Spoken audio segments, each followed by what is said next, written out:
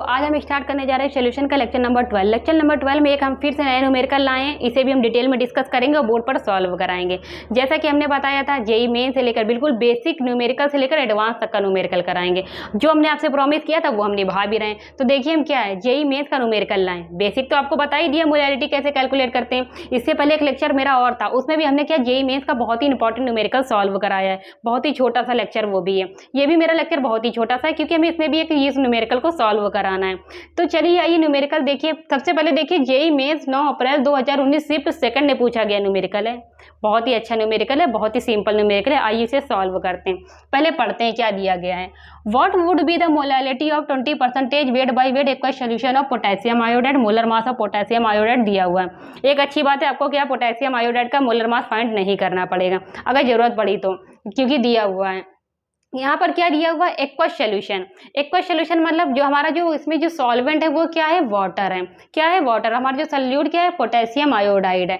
Potassium iodide के लिए देखिए एक कंसंट्रेशन टर्म लिखी गई है, परसेंटेज वेट बाई वेट। इसका मतलब क्या है, इसका मतलब है 100 ग्राम सोल्यूशन में जो सॉल्यूट का मास है वो कितना है, 20 ग्राम है। चलिए इसे भी लिख लेते हैं, 20% वेट बाई वेट। इसका मतलब है 20 ग्राम सॉल्यूट, ठीक है, 20 ग्राम सॉल्यूट। सॉल्यूट क्या है, potassium iodide is present in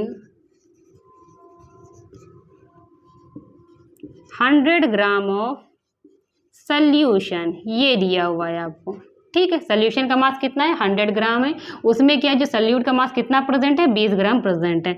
जो सॉल्यूट का मास हम यहाँ पे लिख सकते हैं क्या है, 20 ग्राम है, ठीक है। सॉल्यूशन का मास कितना दिया हुआ, सॉल्यूशन का मास जल्दी से बताइए।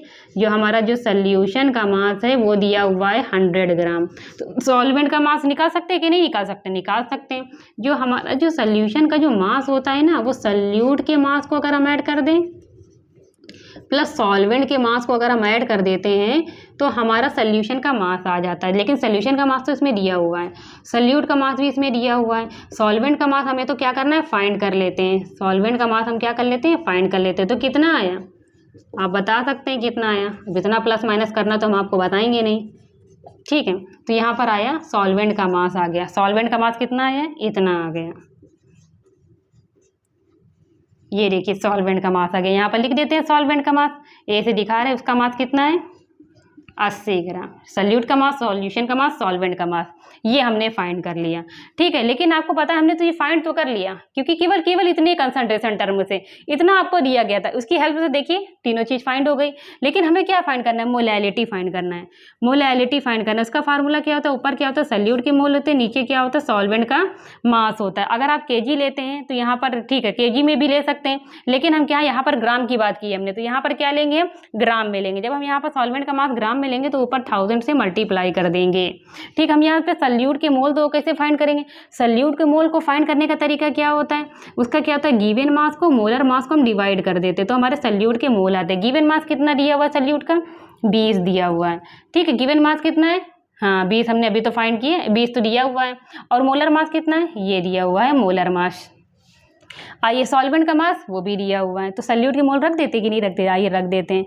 ये रख देते हैं, यहाँ पर हम रख देते हैं 20, यहाँ पर 166। और सॉल्वेंट का मास कितना दिया हुआ है, हमने कितना फाइंड किया है, 80 ग्राम। ऊपर क्या करते हैं हम 1000 से मल्टीप्लाई कर दिया, ठीक। अब हम इसे क्या करते हैं, चलिए कैलकुलेशन कर लेते हैं। कैलकुलेट करना है आपका काम है, इतना सिंपल सा काम थोड़ी हम आपसे करवाएंगे, हम थोड़ी करेंगे, आप करेंगे, ठीक है। तो चलिए आइए यहाँ पर ये भी लिख लेते हैं। यहाँ पर कितना आया, 1000, और यहाँ पर कितना आया, ठीक। अब इसको आप मल्टीप्लाई करिए और डिवाइड करके हमारे यहाँ पर आपको क्या बताइए, आंसर बताइए। तो ये हमारी क्या हो जाएगी, मोलैलिटी हो जाएगी। मोलैलिटी की यूनिट क्या होती है, मोल पर केजी होती है, मोल पर केजी, ये होती है मोलैलिटी की यूनिट। जल्दी से इसको कैलकुलेट कर आप लोग बताइए, क्योंकि कैलकुलेशन करना आपका काम है, मेरा काम नहीं है।